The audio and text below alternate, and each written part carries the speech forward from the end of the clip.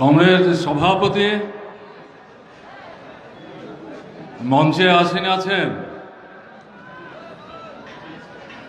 আমাদের পার্টির সাধারণ সম্পাদক কমরেড সীতারাম ইয়েচুরি, পার্টির পূর্বতন সাধারণ সম্পাদক পলিট ব্যুরোর সদস্য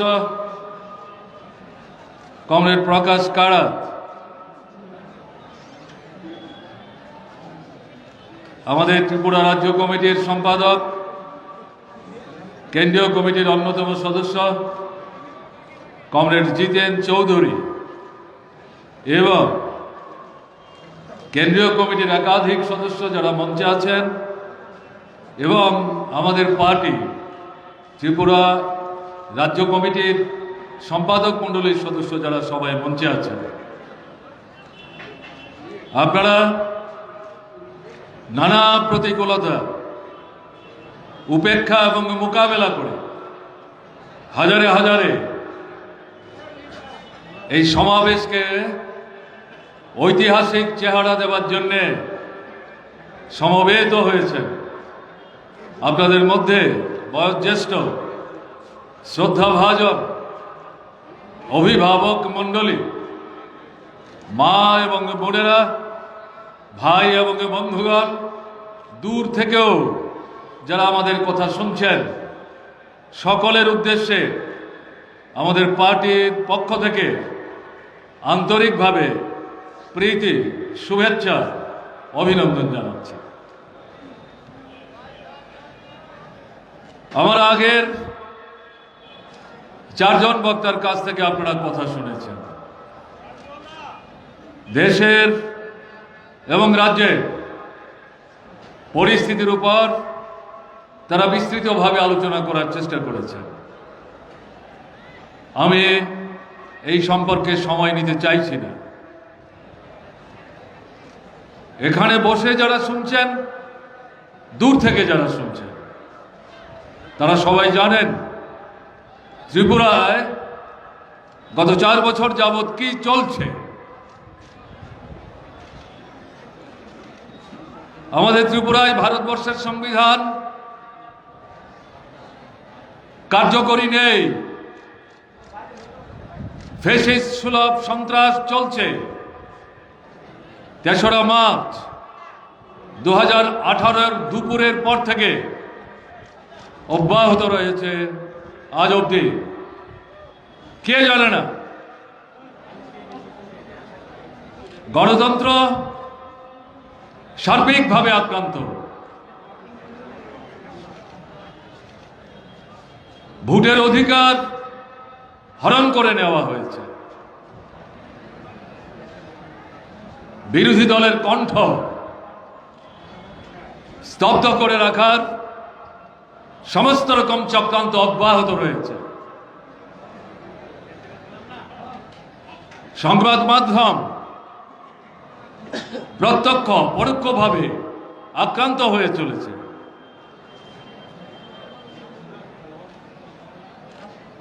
এই যে পরিস্থিতি, এই পরিস্থিতিকে চলতে দেবেন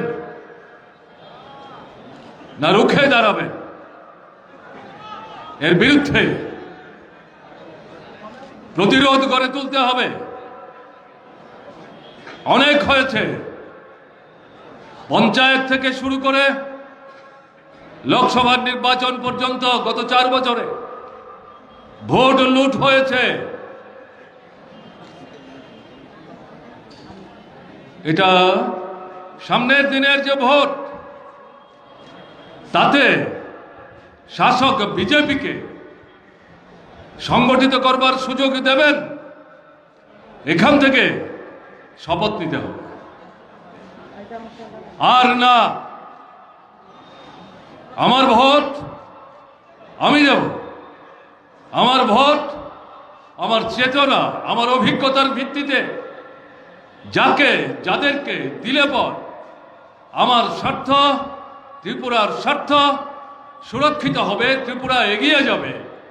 আমাদের যে ভবিষ্যৎ প্রজন্ম, তাকে আলোকিত করার ক্ষেত্রে সহায়ক হবে। এই ভোটের যে অধিকার আর কাউকে হরণ করতে দেব না, ছিনিয়ে নিতে দেব না। শুধু ঐক্যবদ্ধভাবে প্রতিবাদ না, যেখানে বাধা আসবে, অধিকার ছিনিয়ে নেওয়ার চেষ্টা হবে, সেখানে দল, মত, জাতি, ধর্ম, বর্ণ, সম্প্রদায় নির্বিশেষে ঐক্যবদ্ধভাবে প্রতিরোধের দুর্জয়, ব্যারিকেড, প্রতিরোধ গড়ে তুলতে হবে। এছাড়া আর কোনো বিকল্প নেই। এই ভাষায় এখন থেকে কথা বলতে হবে।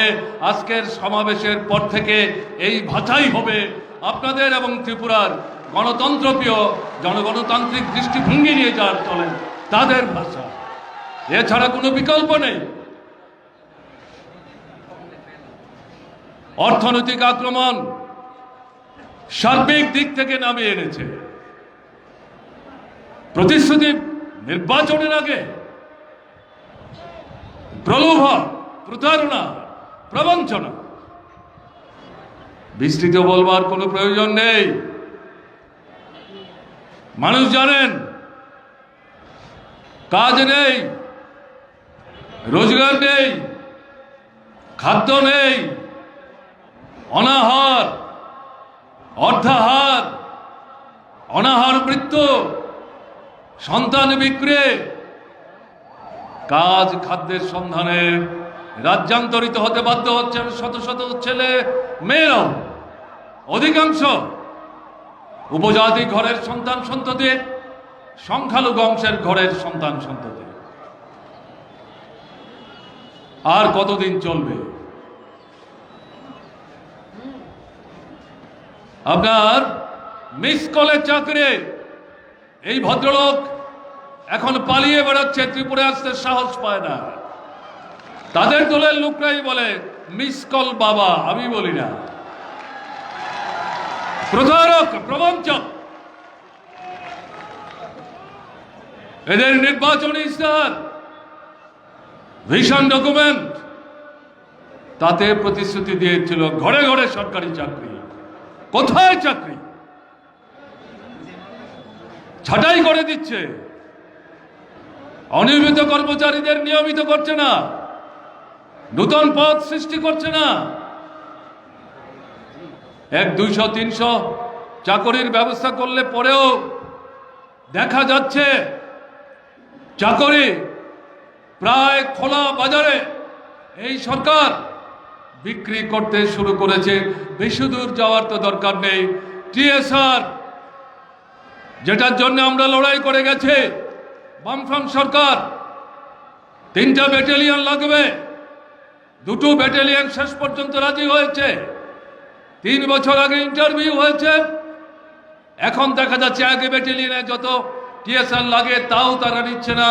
যে কয়েকশো লোকের চাকরির জন্য অফার লেটার দিয়েছে, এর বিরুদ্ধে যারা ইন্টারভিউ দিয়েছেন তারা প্রতিবাদে ফেটে পড়ছেন। যোগ্যরা বঞ্চিত হচ্ছেন।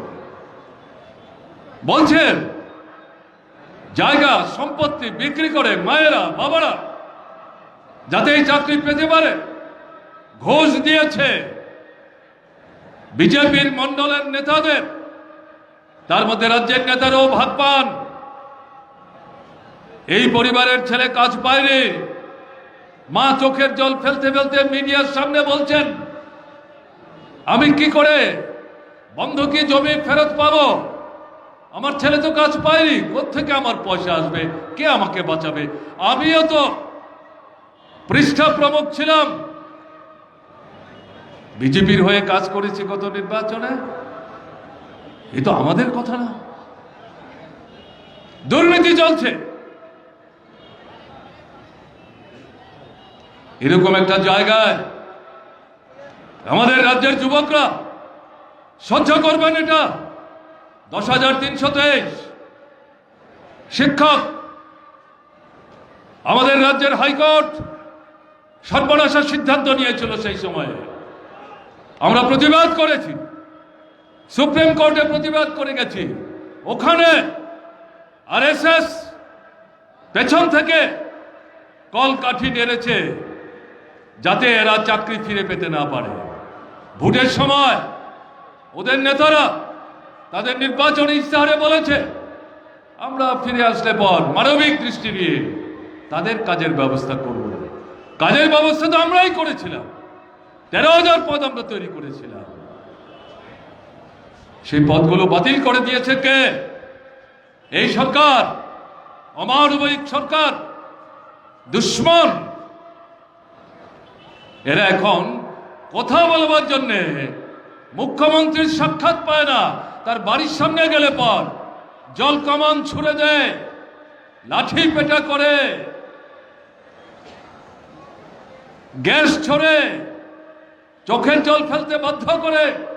মুখ্যমন্ত্রীর বাড়ির সামনে থেকে তাদের ছেলেরা ঢিল পাটকেল ছড়ে এই শিক্ষকদের মাথা ফাটিয়ে দেয়, আহত হয়, হাসপাতালে যায়, খবর নেওয়ার কেউ নাই, কথাই শুনতে চাইছে না। মেনে নেবেন এটা? কিন্তু মেনে নেওয়া যায় না। হাজার হাজার অনিয়মিত কর্মচারী তাদের প্রতিশ্রুতি দিয়েছিল আমরা আসলে পর নিয়মিত করব। কোথায়? নিয়মিত করা দূরের কথা, যে নির্দিষ্ট সময়ের জন্য তাদের সাথে চুক্তি করে চাকরিতে নিল, এই সময় অতিবাহিত হওয়ার পর ছাঁটাই করে দিচ্ছে, পদগুলো বিলুপ্ত করে দিচ্ছে। সবচাইতে বেশি এই মুহূর্তে এই যুবকরা আক্রান্ত হচ্ছে। তাদেরকে গত বিধানসভার নির্বাচনের সময় সবচাইতে বেশি প্রলুব্ধ করার চেষ্টা করেছে প্রধানমন্ত্রী নরেন্দ্র মোদী। অমিত শাহ তখন বিজেপি দলের সভাপতি ছিলেন, আর এখন যিনি রাজ্যের মুখ্যমন্ত্রী তখন তিনি ত্রিপুরার প্রাদেশিক কমিটির সভাপতি ছিলেন। অন্য আর কত নাম বলবো? এই দাবি তো আমাদের তুলতে হবে, এই দাবি তুলতে হবে। গণতন্ত্র পুনরুদ্ধারের দাবি, আইনের শাসন পুনঃপ্রতিষ্ঠার দাবি, শান্তি পুনঃস্থাপনের দাবির সঙ্গে সঙ্গে এই যে বিষয়গুলো, এই দাবি আমাদের তুলতে হবে। রেগার কাজ কোথায় 200 দিন, কোথায় 340 টাকা মজুরি? 30 দিন 32 দিনে নেমে এসছে। যন্ত্রপাতি ব্যবহার করছে মন্ডলের লোকরা বেআইনি ভাবে, আইনের বিরুদ্ধে লুট করে নিয়ে চলে যাচ্ছে টাকা। এর বিরুদ্ধে পঞ্চায়েতে পঞ্চায়েতে, ব্লকে ব্লকে দল বেঁধে যান, সোচ্চার হন, দাবি করুন। 200 দিন তো পরের কথা, অন্তত 100 দিনের কাজ দাও, মজুরি বাড়াও, 7 দিনের মধ্যে মজুরি দাও। মজুরির টাকা লুট করে নেওয়ার যে চক্রান্ত করছে এদের মন্ডলের লোকরা, যেখানে আবার এটা করবার চেষ্টা করবে, ঐক্যবদ্ধভাবে রুখে দাঁড়াতে হবে। না হলে শুধু বললে হবে না, ঐক্যবদ্ধভাবে রুখে দাঁড়াতে হবে। 12 কাজ বন্ধ, 12 দিন 13 দিন, এটার দাবিও তুলতে হবে। 100 দিন না করুন, বামফ্রন্ট সরকার 75 দিনের ব্যবস্থা করছে, ওটাকে করতে হবে। সরকারের যে উন্নয়নমূলক দপ্তরগুলো আছে, বিশেষ করে পূর্ত, গ্রামোন্নয়ন, কৃষি, স্বাস্থ্য, শিক্ষা, উপজাতি কল্যাণ, বন দপ্তর, আমাদের সময়ে হাজার হাজার প্রতি বছর আমরা নতুন করে কাজ সৃষ্টি করতাম, শুধু রেগার টুয়েক দিয়ে না, সব বন্ধ। এই দাবি তুলতে হবে। এই কাজ কেন হচ্ছে না? গ্রামের রাস্তা নষ্ট হয়ে গেছে, মাঠে সেচের জল নাই, স্কুল ঘর ভেঙে পড়ছে, হাসপাতাল ভেঙে পড়ছে, স্কুলে মাস্টারমশাই বসবার টেবিল চেয়ার নাই, ছাত্রদের বসবার বেঞ্চ নাই। এগুলি কতদিন চলবে? পানীয় জলের কল চলছে না, বিদ্যুৎ খুঁটি ভেঙে পড়ে আছে। যে কয়েকটা জায়গা বাকি ছিল আমাদের সময়ে নিয়ে যাওয়া, কে সেখানে নতুন করে বিদ্যুতের লাইন নেবে? দুর্নীতি চলছে। এগুলোর বিরুদ্ধে স্থানীয়ভাবে ঐক্যবদ্ধ হয়ে যেখানে লাল ঝান্ডা নিয়ে পারবেন করবেন, যেখানে লাল ঝান্ডা নিলে অসুবিধা হবে ঝান্ডা না নিয়ে গ্রামের মানুষকে ঐক্যবদ্ধ করে এই লড়াইকে তীব্র থেকে তীব্রতর করতে হবে। সামগ্রিকভাবে দুর্নীতির বিরুদ্ধে রুখে দাঁড়াতে হবে। এই স্লোগান তো তুলতে হবে, স্লোগান তুলতে হবে। এবং এই সাথে উপজাতি অনুপজাতি অংশের মানুষ, তাদের মধ্যে যে ঐক্য ভাঙবার চেষ্টা হচ্ছে, এই তথাকথিত তীব্রামথার নাম করে দুনিয়ার উপজাতি এক হও, এই স্লোগান নিয়েই তো শুরু হয়েছিল উপজাতি যুব সমিতি। তাদের জীবনের যে দৈনন্দিন সমস্যা, এডিসির যে সমস্যা, এগুলো তো তারা বলবে না, আমাদের বলতে হবে, ঐক্য সংহতি সুদৃঢ় করতে হবে। এই দাবি শুধু উপজাতি অংশের মানুষ কেন করবেন? উপজাতি অনুপজাতি উভয় অংশের গণতান্ত্রিক মানুষ ঐক্যবদ্ধভাবে আমাদের কিন্তু এগুলো তুলতে হবে। এগুলো বাদ দিয়ে আপনি যদি 23-এর নির্বাচনে এখানে বসে বসে এই 60 আসনের কত আসন বামফ্রন্ট আর আজকের জমায়েত থেকে যদি বগল বাজাতে আরম্ভ করেন, তাহলে কিন্তু ঠিক হবে না। মানুষের কাছে যেতে হবে, যাদের মধ্যে এখনো ভয় আছে ভাঙতে সাহায্য করতে হবে, ঘর থেকে বাইরে আনতে হবে, ঐক্যবদ্ধ করতে হবে, জাতি ধর্ম বর্ণ সম্প্রদায় নির্বিশেষে গণতান্ত্রিক ধর্মনিরপেক্ষ দৃষ্টিভঙ্গি সম্পন্ন ব্যক্তি বিশেষদেরও সংগঠিত করতে হবে।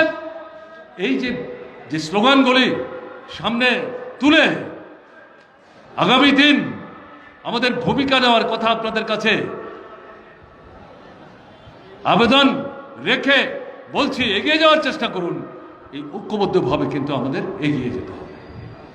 আপনারা পারবেন। যদি নাই পারতেন তাহলে আজকে এই গোটা মাঠ রাস্তা ভাসিয়ে দিয়ে প্রায় অতীতের মতো মঞ্চে বসে আমাদের এক বন্ধু বলছেন, এখানে বসে তো মনে হচ্ছে আমরা যেন সরকারেই আছি। আমি বলছি আত্মসন্তুষ্টিতে ভুগবার দরকার নেই, ঘটনা তো তাই। পারবেন। এই সম্ভাবনা সৃষ্টি হয়েছে, একে সংহত করতে হবে। মানুষই তো ইতিহাস লেখে। কোন মানুষ? যে মানুষ ভয় মুক্ত হয়ে সাহসের সাথে রাস্তায় দাঁড়িয়ে ঝান্ডা তুলে লড়াইয়ের ময়দানে মানুষের ন্যায্য গণতান্ত্রিক বেঁচে থাকার দাবি নিয়ে সামনের দিকে এগিয়ে যায়, সেই মানুষই ইতিহাস তৈরি করে। তাই আপনাদের কাছে আবেদন করব, সামনের দিন ত্রিপুরা অপেক্ষা করছে। আপনারা নতুন ইতিহাস লেখবার যে প্রক্রিয়া শুরু করেছেন তা দেখবার জন্যে, এবং আপনাদের এই লড়াই শুধু ত্রিপুরার মধ্যে সীমাবদ্ধ থাকবে মনে করার কোনো কারণ নেই।